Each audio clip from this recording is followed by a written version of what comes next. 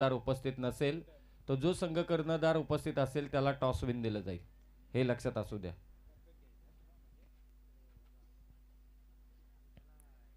एक ओव्हरचा खेळ समाप्त झालाय. 4 धावा धावफलकावरती आहेत. एक विकेट इथून गमावला. बॅटिंग करत असताना झांजे ब्रदर्स टीमनं कदाचित दोन्ही कर्णधार जर का उपस्थित राहिले नाहीत तर 4 षटकांची मॅच खेळवण्यात येईल, हे लक्षात असू द्या. चला नेक्स्ट मॅच साठी AR ब्रदर्स आणि 40-40 वॉरियर्स दोन्ही टीमचे कॅप्टन इनिंग ब्रेक मध्ये आपण टॉस करणार आहोत.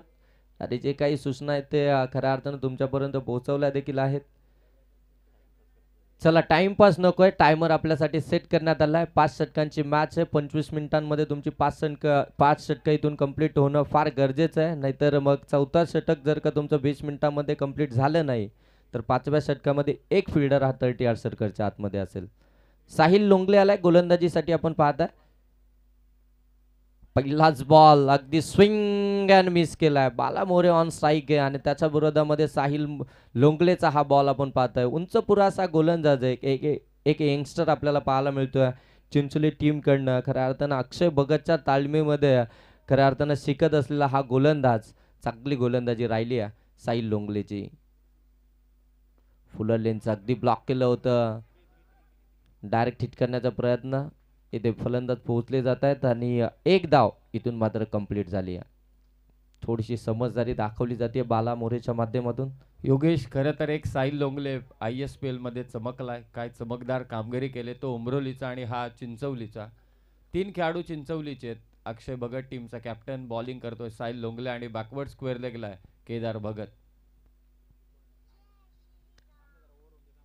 आणखीन एक चांगला बॉल थोडासा दूर ठेवला. पहा प्रत्येक बॉलचा जर आपण विचार करायला गेलो तर अचूक टप्पा आहे. प्रत्येक बॉलवरती टप्पा जर पाहायला गेल्यानंतर एक वेगळा टप्पा आपल्याला इथून पाहायला मिळतो. व्हेरिएशन खऱ्या अर्थानं प्रत्येक बॉलवरती आणतोय. आणि जर पाहायला गेल्यानंतर यंगस्टर आहे आणि यंगस्टर मात्र अगदी एक अनुभवी फलंदाजाच्या विरोधामध्ये खऱ्या अर्थानं चांगली गोलंदाजी करत असताना पाहायला मिळतोय. आणि कर्जत प्रीमियर लीगचा उद्देशच आहे की इथून जर का तुमची चमकदार कामगिरी झाली ना तर तुमचं अगदी फ्युचर आपण पाहतो ना ते ब्राईट असतं. टप्पाचा बॉल असं पाहितलं होतं. फलंदाज पुढे सरकतात. लगेच आपली व्हेरिएशन बदलली. टप्पा थोडासा पाठीमागे टाकला आणि तिथून देखील आणखीन एक निर्धाव चेंडू आपल्याला पाहायला मिळतोय. काय कमालीची गोलंदाजी मैदानाच्या आतमध्ये साकारली जाते साहिल लोंगले या गोलंदाजाच्या माध्यमातून. अगदी दुसऱ्याच ओव्हरमध्ये आपण पाहतो सेकंड पॉवर प्लेमध्ये गोलंदाजी करत असताना साहिल लोंगले एक जबरदस्त गोलंदाजी करतोय.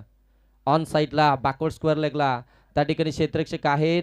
डायरेक्ट हिट करण्याचा प्रयत्न. एक धाव इथून कंप्लीट झाली आहे. पूर्णपणे खऱ्या अर्थानं बॅकफुटवरती ढकलण्याचं काम केलं जातं आहे. झांजे ब्रदर्स टीमची बॅटिंग लाईन फार मोठी आहे आणि अशा तगड्या स्टारकास्ट समोर चांगली गोलंदाजी आत्तापर्यंत राहिली आहे. सुधाकर भाऊ फाउंडेशन या टीमची चांगली गोलंदाजी आत्तापर्यंत आपण पाहताय. अक्षय भगतनं चांगला स्टार्ट मिळवून दिला.